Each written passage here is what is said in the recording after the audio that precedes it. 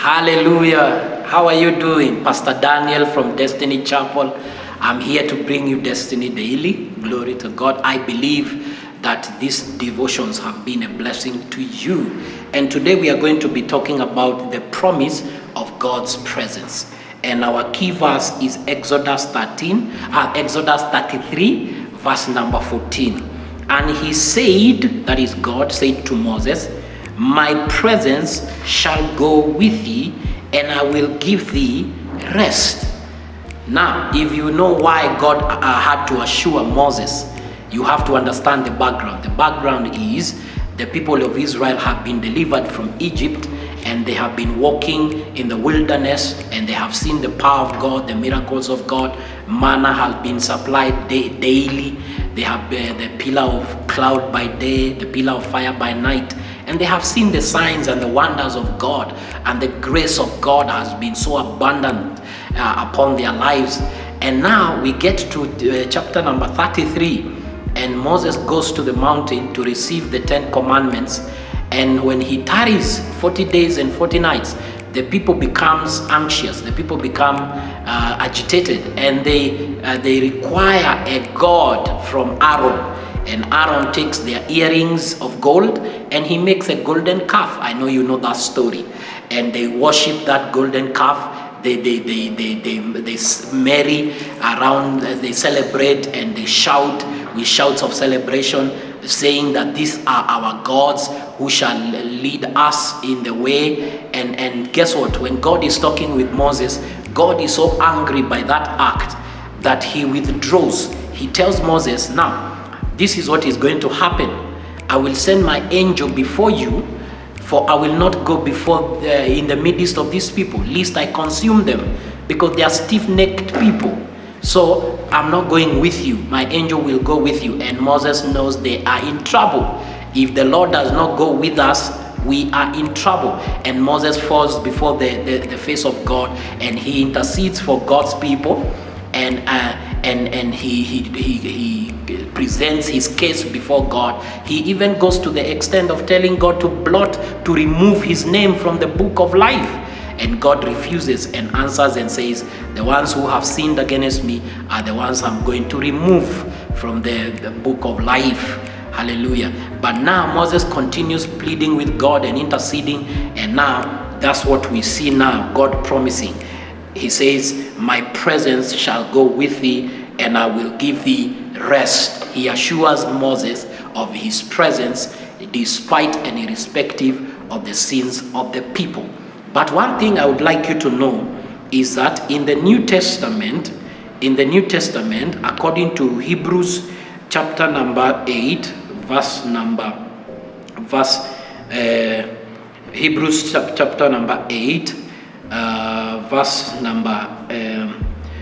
number 6, he says, but now he, Jesus, has obtained a more excellent ministry, inasmuch as he is also a mediator of a better covenant, which was established on better promises. Now, in the Old Testament, God promised Moses that his presence shall go with them and give them rest. But in the New Testament, we have a better covenant established upon better promises. So when it comes to the presence of God, what has God said about us? Now let us go to 2 Corinthians chapter number 6, verse number 16. He says, and what agreement has the temple of God with idols? For you are the temple of the living God, as God has said, I will dwell in them and walk in them. I will be their God, and they shall be my people. Now, God in the New Testament does not go with us. God in the New Testament goes in us. Why? Because we have become the temples of the living God. How does he live in us? Let us go to 1 John chapter number 3. 1 John chapter number 3, verse number 23. 1 John chapter number 3, verse number 24. Verse number 24. He says, now he who keeps God's commandments abides in God, and God in him. Then he says, by this we know that God abides in us or lives in us by the Spirit whom he has given. You see, unlike Moses, who needed God to go with him, now for us, God goes in us because we are the temples of the living God. So I want you to know that you are the temple of the living God, and that the presence of the living God is in your heart by the Holy Spirit. He says, by this we know that he lives in us by the Spirit whom he has given us. Glory to God. Let us go to 1 John chapter number 4.